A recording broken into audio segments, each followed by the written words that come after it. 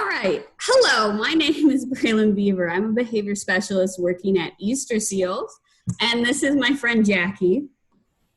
Hi, I'm Jackie. I work at the Montgomery County Division, and I'm a behavior specialist.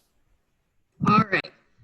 And so we're going to talk about token economy systems. And in this little presentation, we definitely hope that you learned something new today. You will notice on these slides, there are pictures of different token economy systems. So that is just something so that we can all see the variety that you can get with a token economy system and how you can really shape it to meet your needs. All right, so here we go. So a token economy system consists of tokens that the child earns by admitting targeted behaviors and a backup reinforcement. I'm going to often refer to this as the prize, for which the participant exchanges the tokens for. So you got to think of it as kind of the next step after a first then. So if you have a child that really understands first then, they're really going to take well to a token economy system, and it's going to allow you to get more work out of that child and then deliver the reward. And it's going to allow them to really understand how much work needs to happen to get that reward. Some everyday examples are money. So your employer gives you money, which is numbers on your bank account, or it's paper and it's coins, and you give those to the store in order to get items that you want. Or punch cards. They don't really do them that often anymore, but I remember Subway punch cards, and you would have to buy 10 subs, so that was the behavior. They would punch them out, so that was the token, and then you would get another sub for free as your reward. And then there's also like rewards points from your credit card. They're rewarding the behavior of you using that credit card, with eventually, once you get enough points, giving you some kind of prize. So token economies are very well established. There's a lot of research on them. They're very effective. So we wanted to kind of give you guys some more information. So here we go. So this is pros and cons.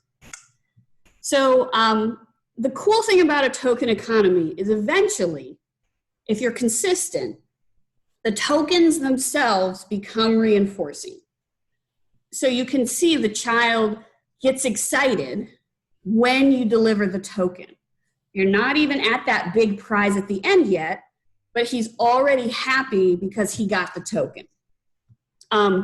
You can eventually ask for more and more appropriate behaviors to earn a token. We're going to talk about that a little bit later in differential reinforcement. It can be very effective at teaching expectations and appropriate behaviors, because this is a moment where you do spell it out very specifically. What behavior gets me reinforcement? It's this one. And then a token economy is a visual representation. So you already have those benefits of it exists in the world. It is out there in front of me. I can see you adding the tokens. Some cons are that you need to have the board with you, the material with you when you're doing this. So if you're going to the gym, you got to bring it. If you're going outside, you got to bring it. If you're going into this other location, you have to bring it. As somebody who's worked in the community with kids, it gets frustrating. You're kind of like, really? I have to bring everything. I have to bring everything. You need to have a strong backup reinforcement. So if you do not have a strong backup reinforcement, it really doesn't matter how many tokens you give. The end prize is not good enough. And then you need to deliver the tokens in the moment, especially in the beginning. It cannot wait. And then eventually you need to move to more natural reinforcement or fade that reinforcement. We don't want to have to, for years on end, keep giving this child stars, keep doing it, keep finding this end prize. You want them to naturally start moving and flowing with the natural reinforcement in the classroom. Jackie, do you have anything else to add? I think just to kind of reiterate what you said about always having it with you, you mentioned the community, and I think about like the classroom. So maybe you need to take it onto the playground or into the gym or into the cafeteria or something like that. So always having the materials.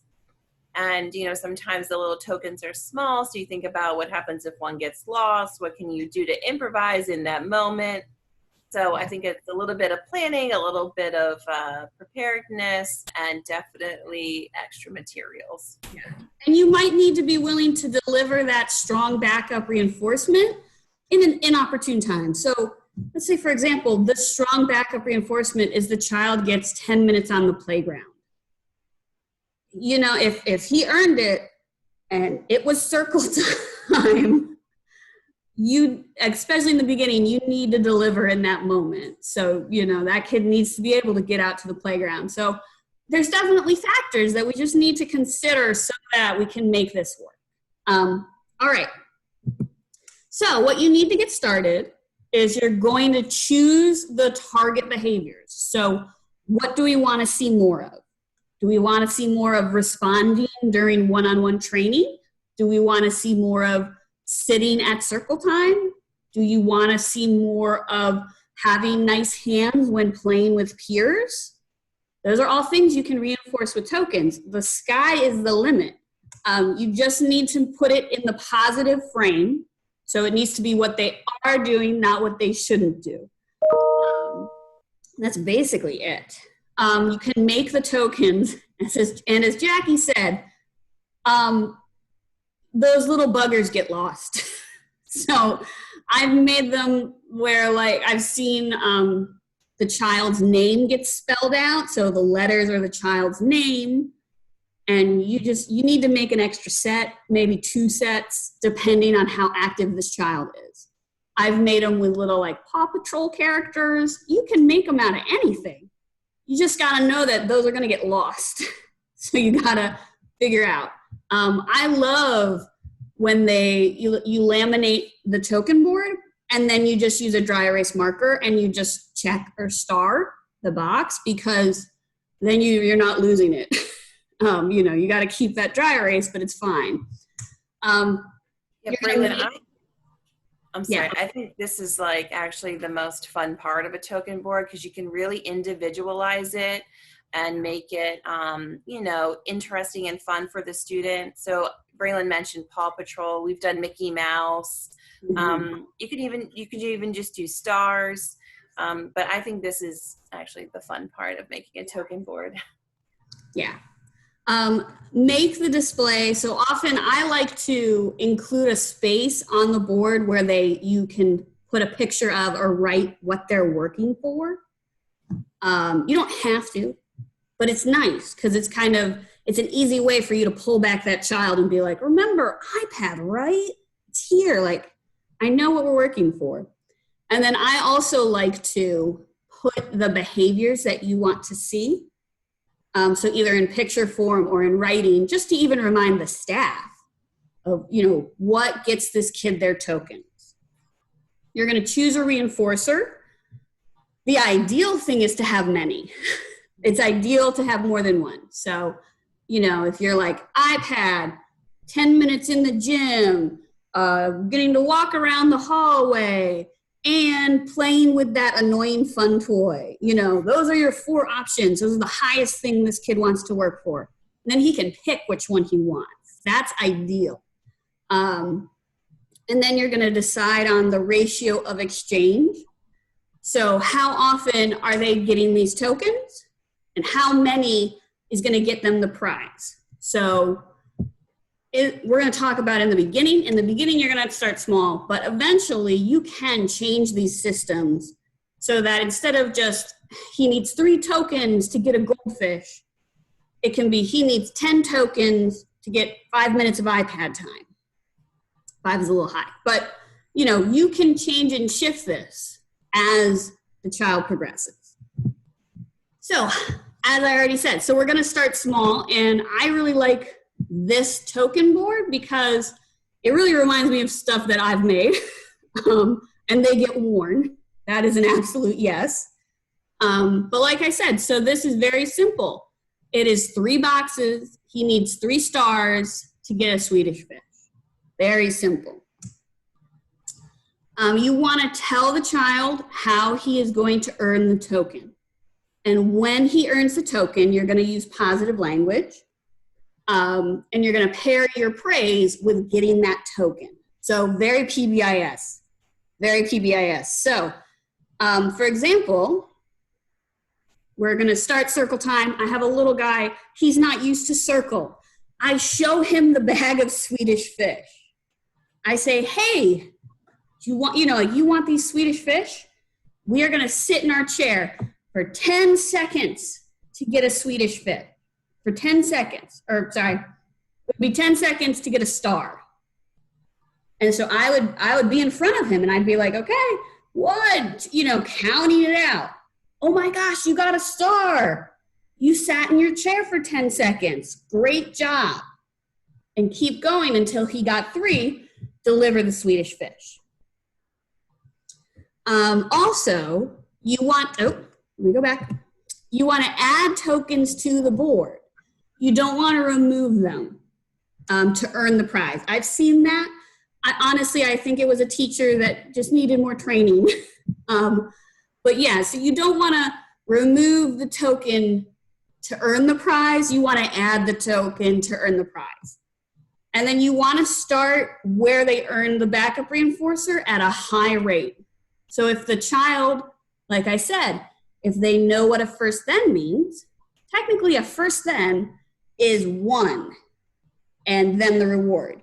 So you might want to start with 2, You don't have to make your board to only be 2 and then you're like, oh my gosh, I'm making this board every time I'm increasing. You can just kind of cover up that last box and say, hey, we're earning 2, right? Start small. You want success. Okay, so here's another big thing. They need to succeed the first time. The first day of a token economy system, they need to earn that backup good prize. Otherwise, they're not going to make that connection. So I have gone into schools and the teacher has showed me her board and it's beautiful, and it's all this great stuff. And I'm like, wow. And she's like, he's not really motivated for it. He doesn't really care. And I'm like, okay, that sucks. Like, wow, you did all this work. And I'm like, has he ever earned it? And she's like, no. He's never earned it. You're just kind of waving that prize in front of him, but not giving him the tools to earn it, right? That's just no fun. A lot of kids with badly formed token economy systems, they just don't care. They're just like, you keep waving Disney World in front of me, but you never tell me how to get there. I'm sorry. Like, I don't care. So even if you are reinforcing the smallest appropriate behavior on that first day, make it happen. At the end of the day, they need to have earned that prize. All right, and then in the beginning stages, consistency matters. Use the same material, use the same task, and the same strong reinforcement, especially with our early learners. Consistency is what's going to make it click. Once they make the connection, you can use this in different situations with different expectations and with different rewards. You can change just about everything, but you have to kind of figure that out. I do want to bring up this token board because I kind of feel like the reward for this is a little bit low. So this child is supposed to clean up her toys, ask for things using nice words, and play with my dog with gentle hands, which are all perfect, positive behaviors, absolutely. But she needs 20 stickers to get to play Angry Birds for 10 minutes. And unless this mom is really staring at her child and giving stickers at a high rate, I feel like 20 is pretty high. I feel like that's a lot. Jackie, yeah, do you have anything to add? Yeah, I think this is something we really need to consider is the amount of work the student is expected to do and put out. Is their reward great enough? The reward should be greater than the work that's put out. We have to make sure that, the effort we're expecting of the student, the effort that we're expecting them to put out is they're going to see something bigger that's worth putting out all this effort. Yeah, yeah. They should be excited when you show them the tokens, especially once you get in the habit. They should be like, oh, this is awesome. This is how I get good things. They shouldn't be like, oh my gosh, she's going to want me to work for so much stuff, No, this is how you get the best stuff. This is it. Also, I do want to just mention, because we didn't throw it in, sometimes, so the question is, do you give the child the token to put on the board himself, or do you just show it and model putting it on? And honestly, it's a case-by-case basis. What I don't want is to get into this weird power struggle with you going like, put it on the board now, because it's been 5 minutes and he's just holding back this token and just happy as can be. We don't want that. What you want, is to keep the momentum moving. So I've had days with a kid where he was like, I want to do it. I want to put it on. And I was like, go for it. Put it on. And then the next day he was like, I don't care. You just do it. You just do it. It's fine. And then the next day, he was like, nah, maybe I want to put it on. So it's really up to the child when you make that decision. And it's kind of fluid based on day by day. But what you don't want is for the kid to be like, oh, this is mine now. And you're like, oh no, like I lost a token. What do I do? Anyway.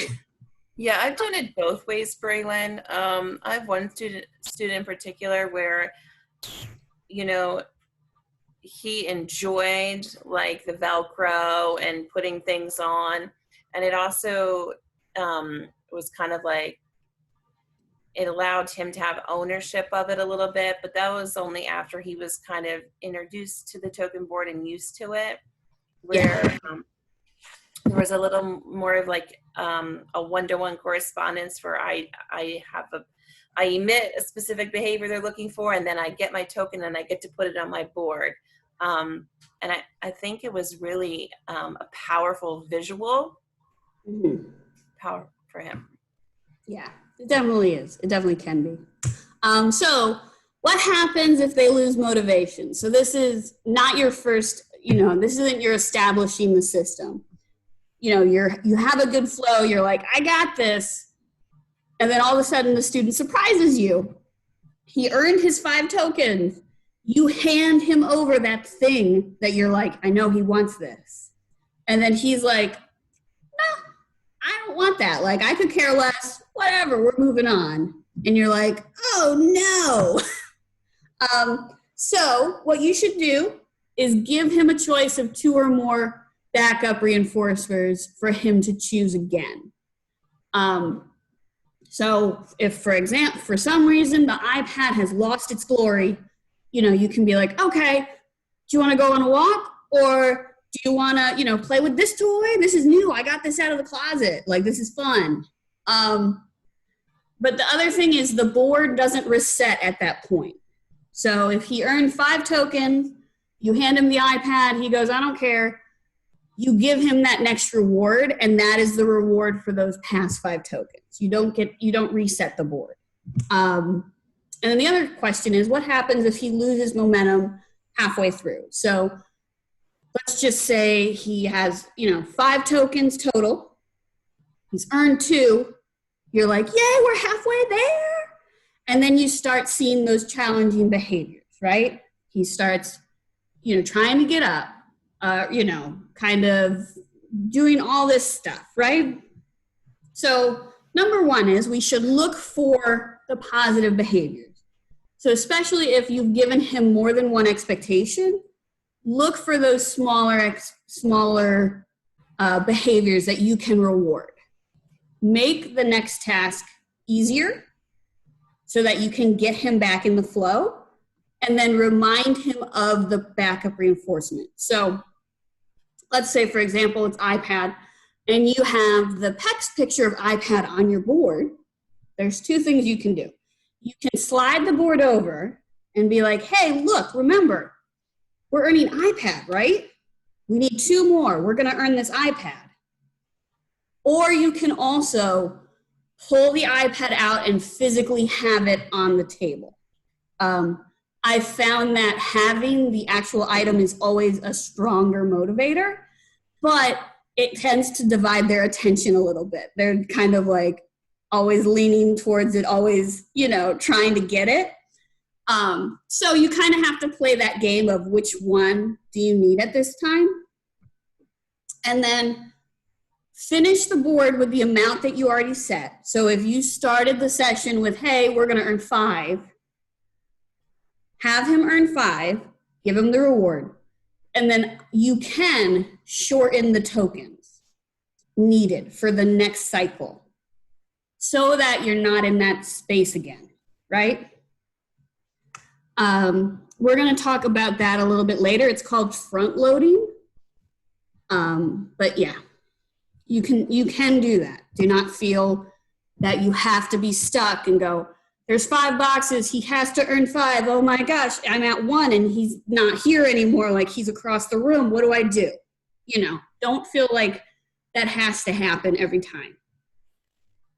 And then what happens? Oh, yeah. I was going to say, just to add to that, so once you get kind of out of that cycle, and they've lost momentum, you get out of that cycle, you start a new cycle. I would definitely try to, in an effort to gain back behavioral momentum, just focus on knowns or easies, as Braylon mentioned, just to kind of get back into a good place and a good rhythm. Yeah.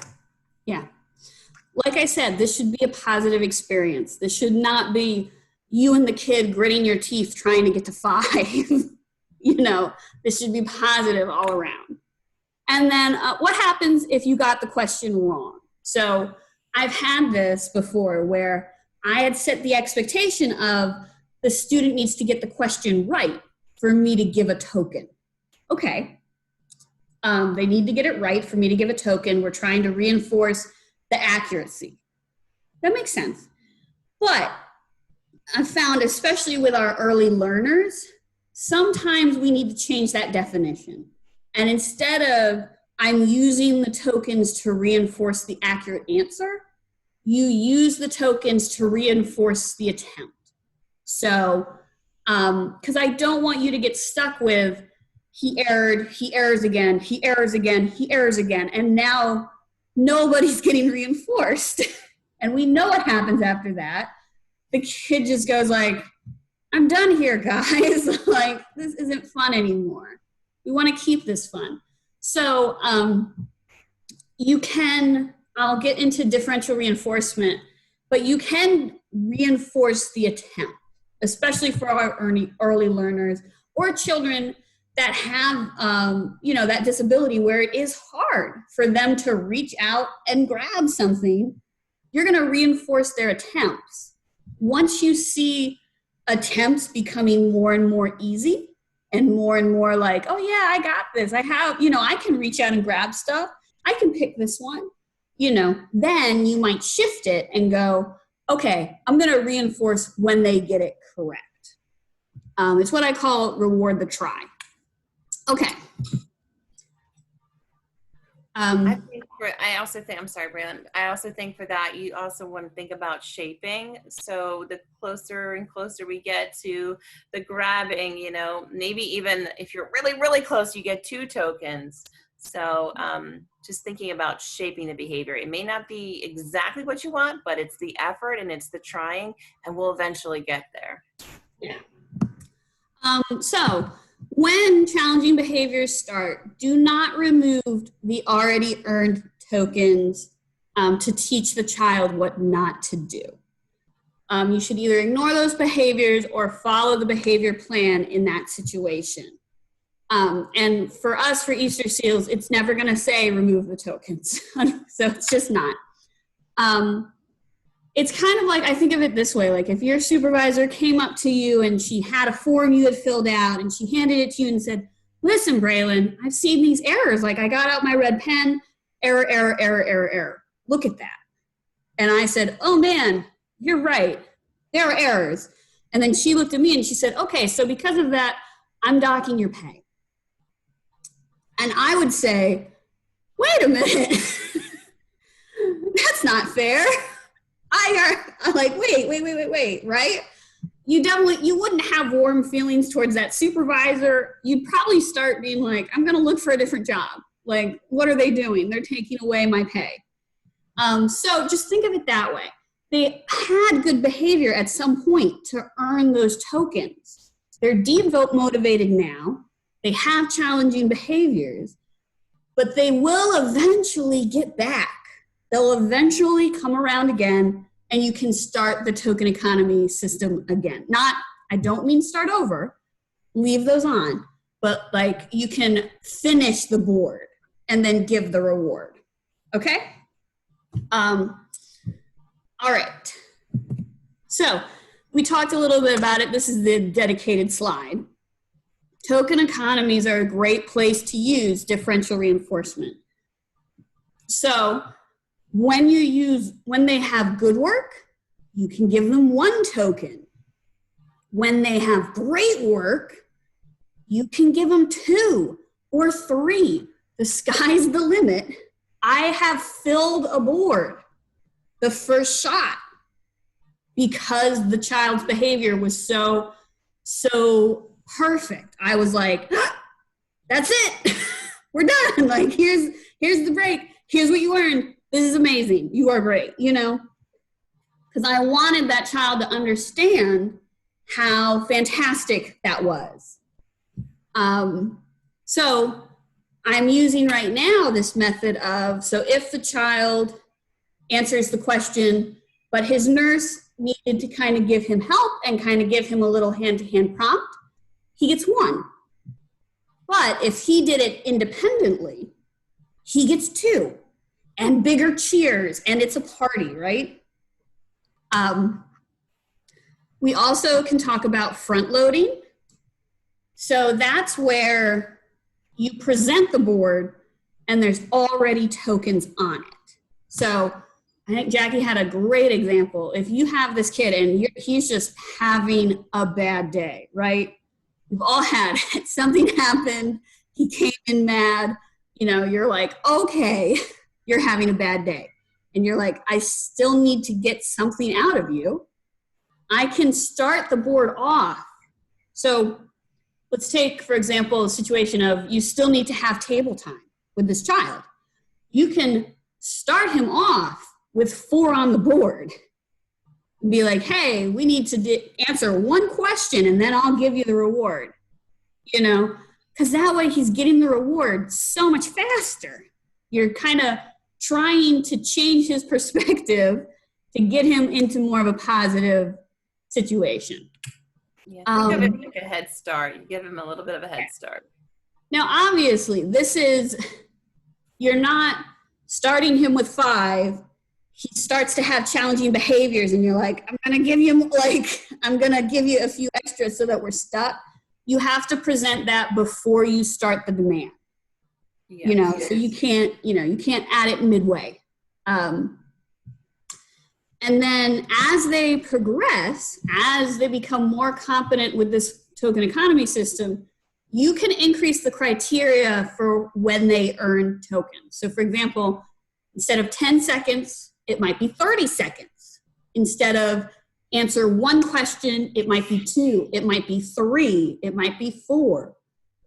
You can also increase the number of actual tokens. There's just 2 ways of doing it's 2 different ways of doing it. Both work. I think both need to be done gradually, but you could make what was a 5-token economy system be a 10-token economy system. But you always need to keep the expectation obtainable. So you can't, go from 5 tokens to 10 tokens, and he needs to do 3 to earn each. You went from he needed to give you 5 responses to he needed to give you 30. It's just too much, right? You got to do it gradually. Even if you make the different board, you can cover it. You can kind of be like, yeah, but we're not going to do these 3. Like, you don't need these 3. Just kind of, you still need to make this obtainable. Okay. Oh, I just want to say one more thing about the differential reinforcement. I think about too, the rate that I give tokens. So like, I know sometimes circle time can be challenging. So if I know circle time is challenging, in my mind, I might say I need to increase my rate that I'm giving these tokens and really find positives, because it's a challenging time and we want them to be successful. Or whereas, maybe during IT time, that's a time where the child's really successful and they do really well, and you may not need that frequent of reinforcement. So it's pretty individualized, which is the cool thing about a token board. Yeah. And it's kind of good to keep a child guessing. It really is. Like, it gives a little bit more flavor. Definitely be consistent, but especially when you get on and further on in these token systems, you can shift your rate of how often you give these tokens. So that now the last slide, how do I fade this out? Again, we don't want that child dependent on always receiving a token and then a big reward for their whole lives. It's just not practical. So they should always be paired with praise to begin with. So the end goal is that eventually they will consider the praise the reinforcement. You should increase the number of responses to earn the token. And then if you had a token economy that you used all day, you can fade it so that your duration decreased and you're only using it during those hard tasks. So let's say, for example, you're reinforcing a child for using nice hands with her peers, right? And at first, you were using this all day, and she started to really understand it, and you started to see the behavior decrease. There might be certain tasks in the day that are harder for her. So, for example, free play might be really hard for her to remember that and to understand and to be like, I use nice hands. So during free play, you might whip out that token board and start reinforcing. But when it's, one-on-one tasks or it's art, she's okay. You don't need to have it. You can fade that out. The number of prizes should decrease and be replaced with natural reinforcement. So that is where you can delay getting the prize. You can make it, hey, we'll go outside. But the whole class is going outside too, because it's recess. It's a natural reinforcement. Slowly increase of the cost of the prizes, so more tokens are needed to get that prize. And then the physical evidence of the tokens and the board should fade gradually. So eventually you are using this less and less. You're using it. Some days you are, some days you're not. Some days you're like, oh no, she clearly did not sleep well. I'm gonna pull out this board. I need this. But some days you're like, man, she is happy. She is loving life. She is doing this without the token board. That's what we wanna see. I think it's very tricky to fade a token economy successfully. I think you're going to get some challenging behaviors, and you should probably consult the BSC when you start doing this, but it's very exciting, very, very much. We all want them to have a decrease in challenging behaviors because of these interventions, and then to fade the intervention. All right, so I have a video example of this. In the video, the expectation for that child, it's very specific, is for him to get the answer correct. So there are times where he errors and he's not given a token. Also, I like that in the video, the child does have some vocalizations, but he still has the device and he uses both, and that's okay. You'll also see that he does play with the tokens, and the aide that's working with him is very big on him having his hands down here in ready hands. I don't personally love that. I don't think that's really natural. Children don't naturally sit with their hands crossed. They naturally fidget with the items around them. So I don't love everything about this video, but I do think it is a good example of a token economy system and delivering that reinforcement at a very high rate. So here we go.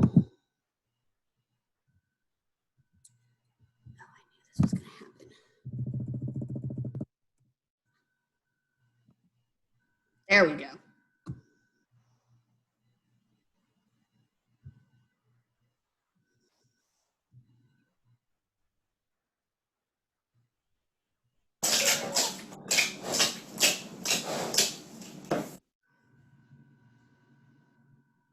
Just gonna let it load for a sec. Here we go. All right. Thanks, buddy. Here we go. Ooh, says a monkey. That's right. Ooh, says a monkey. Fantastic, Ethan. And let's do another one. You brush your teeth. That's right. You brush your teeth. Good job. Here you go, Munchkin. Good. That's okay. Touch your mouth. Oh, good. Touch your mouth. That's your mouth. Touch your mouth. He can't reach all the way up there. I feel bad. That's your mouth. He's not reaching all the way up. That's fine. A bee says, buzz. That's right. A bee says buzz. Nice answer. Close your eyes. Cool. Yeah, good job, Ethan. I'm fantastic at closing your eyes. That's okay, buddy. There you go. Do this. Excellent. Doing this. Nice work. You get super wise Wyatt. Next up. Yeah, so apparently her characters are super Y, which I'm assuming is Shrug your preferred. shoulders. Um, Shrug shoulders. That's shrugging your shoulders. Shrug your shoulders. That's shrugging your shoulders. Much better. so you see, he erred. He did not get a token. Like the tokens, huh? What letter? E. You got it. You got it right. He gets a token. Very good. It's very much a one-to-one thing. You like the tokens. All right, Munchkin, let's count. 1, 2, 3, 4, and 5. Touch Play-Doh.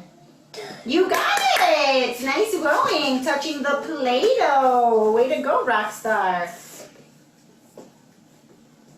There you go. We touched the Play-Doh. Good work, buddy. Let's go in here.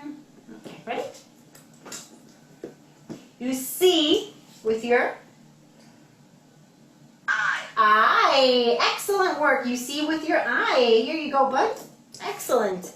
Do this. There you go. Good. Do this. That was better. Much better. What letter? D. You got it. You nailed it. It's the letter D. Yee. All right, one more question, one more token, and we're going to be all done. All done working. What's this? That's right, Ethan! You got it, buddy. It's a book. Excellent work, my rock star. You got all of your tokens. Here we go. You got it, buddy. Fantastic working for your tokens, Ethan. Whee! So what did you want? Okay, good. Thank you for looking and asking. Here you go. It's your... All right, so sorry for the delay on that, but I did think it was a very good example of using a token economy board, especially in a one-to-one teaching setting. All right, so that is the training for token economy systems. Please feel free to discuss with your BSC if you have any questions about this system, and if you think you have a child that this would be appropriate for and you would like help creating this system, we are absolutely 100% on board. All right, thank you so much. Have a good day. Thank you.